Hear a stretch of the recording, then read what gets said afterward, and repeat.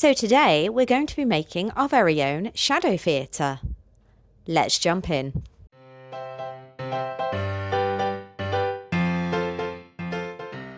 So to get started, you're going to need some glossy photo paper in either A3 or A4, depending on what your printer can handle. Some sturdy black cardstock, also in A3 or A4. 2 sheets of Greyboard. Some 92 GSM tracing paper. I'll drop links for all of that in the description box down below. You're also going to need some bamboo skewers, a craft knife and ruler, a glue gun and double-sided tape, a printer, a cutting machine. I'll be using Silhouette, and also the cutting file, which I have made specifically for Silhouette Studio. You can download it for free for personal use in the description box down below. Of course, I'm going to be using Paper Cutz today for all of my cardstock needs because in my personal opinion, they have the best quality. So first of all, we're going to make the actual shadow theatre itself. So let's open up Silhouette. Now, before we actually start making, I've got a huge favour to ask from you. If you enjoy watching my videos and you watch them quite often, can you just have a look down below and check that you're subscribed? I've had a few messages recently from people telling me that they thought they'd been subscribed, but when they checked, that wasn't actually the case. YouTube is sometimes sneaky like that. And as you're already there, definitely hit the like button because it just helps YouTube know that people are enjoying my content. So it's going to share it with even more of you so we can really start to grow the community. And obviously share it with all of your crafty friends. Now, back to the shadow theatre. So when you open up your cut file, you will be shown this screen. We're going to start with the theatre itself. So I am going to print this on A3. If you don't have an A3 printer or the photo paper, you can change this to A4 and then just size it down. I'm then going to make sure that I'm happy with the registration marks. They are obviously on, and I've set them to the thickest length and thickness, and inset is right to the far left. It's now time to print. So I'm going to go up to File and Print. And because I'm using the Paper Cutz glossy photo paper, I am going to make sure that I've got the correct settings for all of that. So if you hit Preferences, I'm going to change that to photo printing. It's really important you turn off borderless printing and make sure that you have the correct size selected, and print quality should be high. Once that's all ready, you can press print.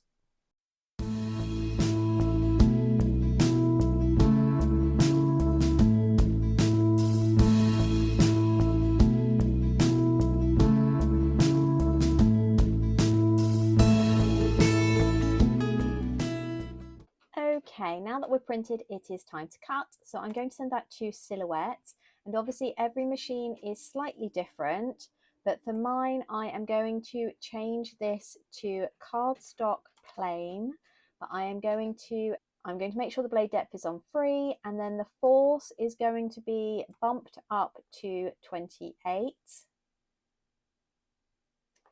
Overcut is on, and I'm actually going to get it to do 2 passes. And this is a fairly simple shape, so we can put the speed up to about 6. Obviously, this may not work for your machine, so you're better off having a little play before you start assembling and printing cutting.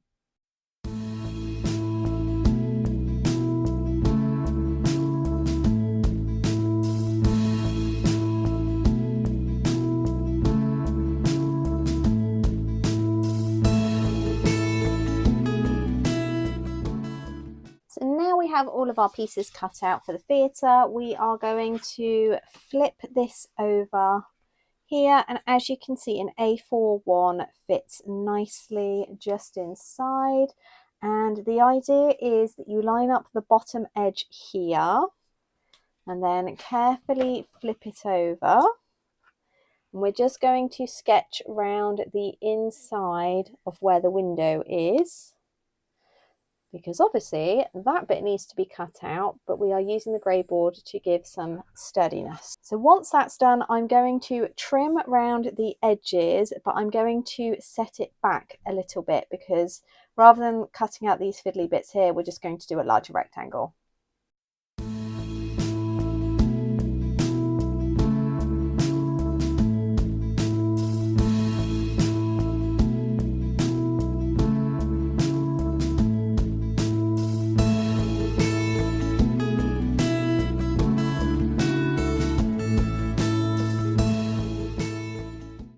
Okay, so we now have these two parts here, and as you can see, this fits in perfectly, and we don't have to cut out any of those bits there. Next up, we're going to make the parts for the side panel.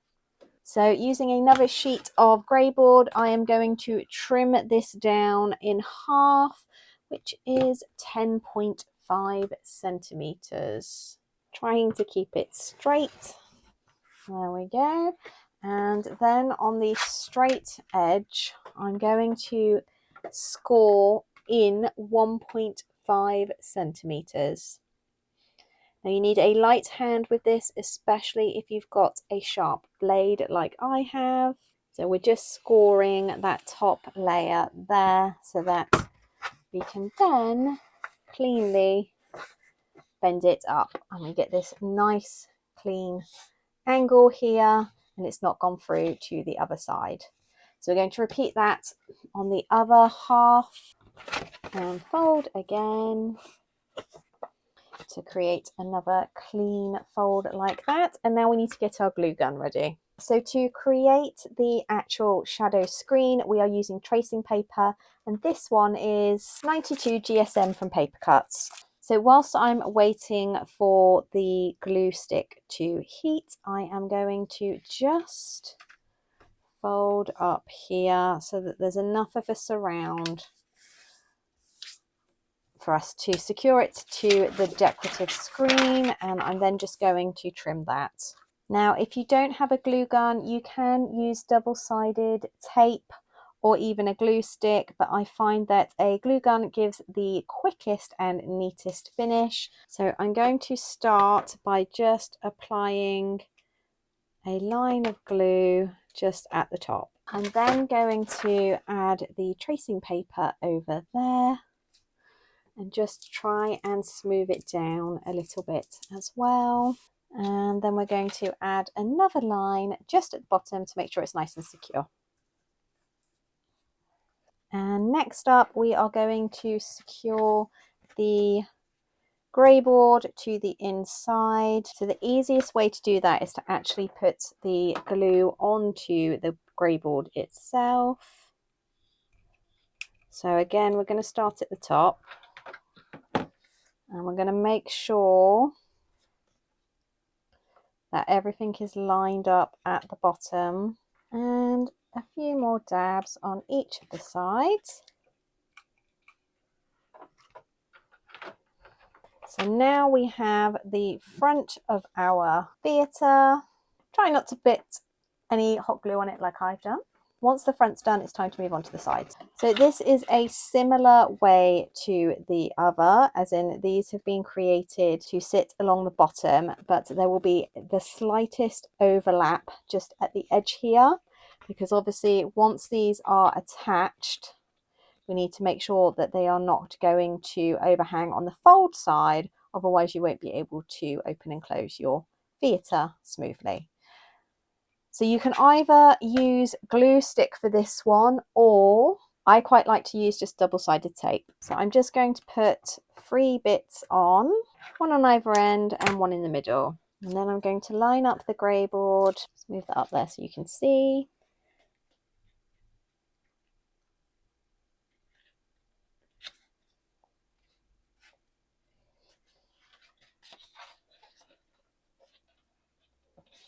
And there we go.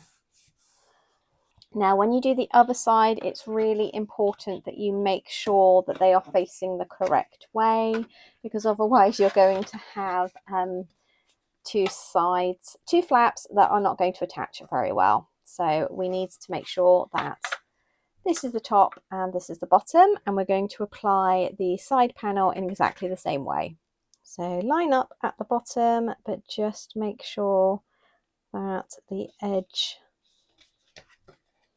isn't going to overlap. And that's perfect. So now we're going to go back to using the glue gun to secure these to the sides of the theatre.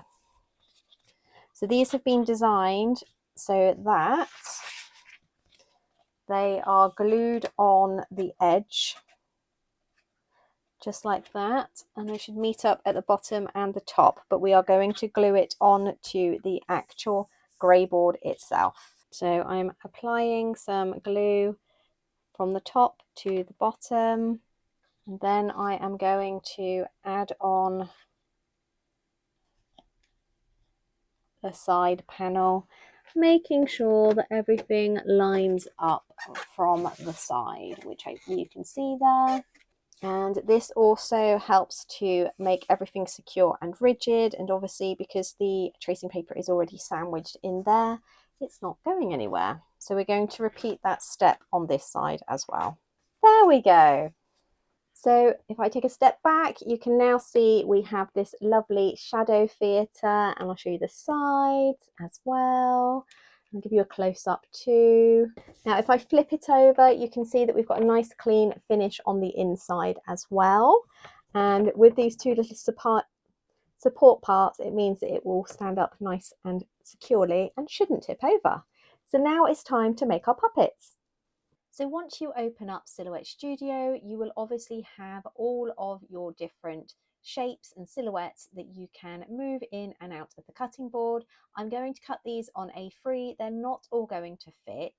They're not grouped, so you can move them around individually.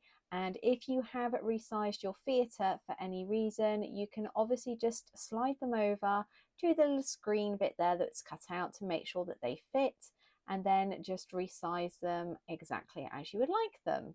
So because the cardstock that I am using is super thick, I am actually going to use the cardstock glitter setting, but I'm going to take this up to 3 passes, but to turn the speed down to 2. Obviously, you will need to have a play around with your own settings just to see what works. And because I can't fit these all onto my single sheet, I'm going to cut this out with the other designs afterwards.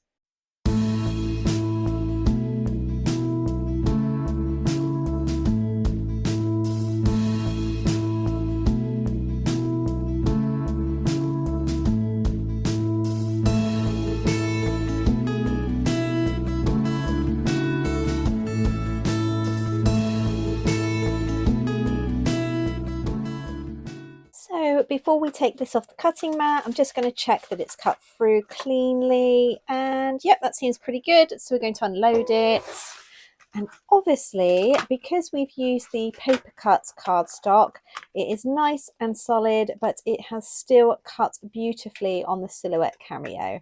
So we're going to move on to the next stage, which is adding some sticks to these so they can be used in the shadow theatre. So before we actually start securing anything with the skewers, we need to decide how we are going to actually use our theatre. Because obviously if you're going to sit behind it and have it in kind of like a more of a puppet position with you behind and hidden beneath, then you're going to want to stick your skewers on this way. If you're happy to stand next to it, which will be definitely easier for little kids, then perhaps you would want to drop them in from the top. So you're going to stick them down that way. And although I definitely wouldn't recommend it, you could add them to the side as well. However, because we have these side struts on the theatre, that's probably not recommended. So for me, I'm actually going to have this coming down from the underneath, so it's going to be more of a traditional puppet theatre. So to secure these, we are going to use a glue gun. So I have my shape and I have my skewer. Now, if these are a bit too long, you can use some snips just to trim them down.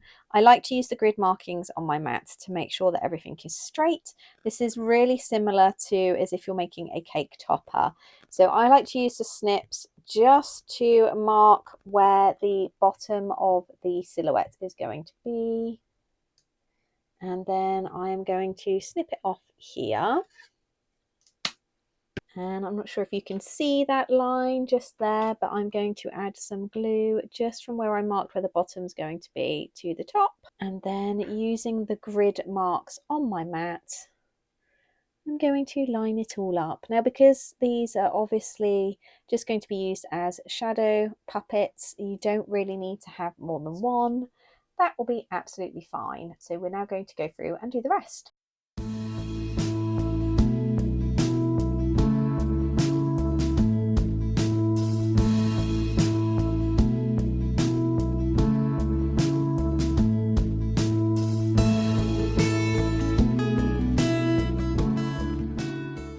And so our spooky shadow theatre shapes are all done. We've got a cute witch, a haunted house, a spooky tombstone, ghost number 1, ghost number 2, a scaredy cat, pumpkin number 1, pumpkin number 2, and a full moon with some bats flying over it. And as you can see, everything has been sized to the theatre that we've made. And just like the theatre, if you need to make these bigger or smaller, you can in silhouettes. So all we need now is a darkened room and a lamp to bring our shadow theatre to life. And in order to create our little show, we're obviously going to need a table or surface to pop our theatre on and a lamp. So I'm going to set the lamp up so that it is shining from behind, and then we are going to start. Now, although you can obviously see the spooky shapes will work much better with the lights off. It was a cold and spooky night, this All Hallows Eve, and the sky was full of bats chasing across the moon. The streets were full of carved pumpkins in every shape and size. But there was one house that never got any trick-or-treaters. It was rumoured to be haunted, and the local children were convinced that they had seen a witch flying across the ground. The house had its very own graveyard where a black cat prowled the grounds. Ghosts were said to haunt the night sky. These would be fantastic for storytelling, and it would really help younger kids with their imagination and comprehension. You can put on spooky shows, encourage your children to make up their own stories. Halloween is definitely one of my favourite holidays, and I really hope that this has helped to bring a little spooky magic to your half term this year. I really hope that you've enjoyed today's video. It was something a little bit different, something that I wanted to create, as I know it is a craft and an activity that Chibity Junior is going to really enjoy. And obviously you don't just have to stick the silhouettes that I've added. If you hop over to Canva and just search for whatever theme you want and then the word silhouette, there will be so many there. And just as usual, just trace them off, resize them, and then you can put on as many different shows as you'd like. Perhaps you can even get your crafty children to design their own characters and cut them out of cardstock if they would like to draw them too. If you have any comments or questions, as always, drop them in the box down below. I'd love to know if you're going to put on your own show with this. Definitely tag me at Chibity Designs over on Instagram so I can see your beautiful creations. It really does make me so happy to see you running with the designs that I've made and making them your very own. A great big thank you to today's sponsor, which is Paper Cutz. Don't forget, if you are in a childcare or education setting, such as preschool, nursery, or even schooling, Paper Cutz have got so many wonderful display board, mounts, and arts and crafts items for the little people that you teach. Just hop on over to their website or shoot them an email. They're super friendly, and I'm sure they'll be able to help. And that's me done for today. Don't forget to join me next week on All Hallows Eve for a very spooky craft. I'll see you then. Bye!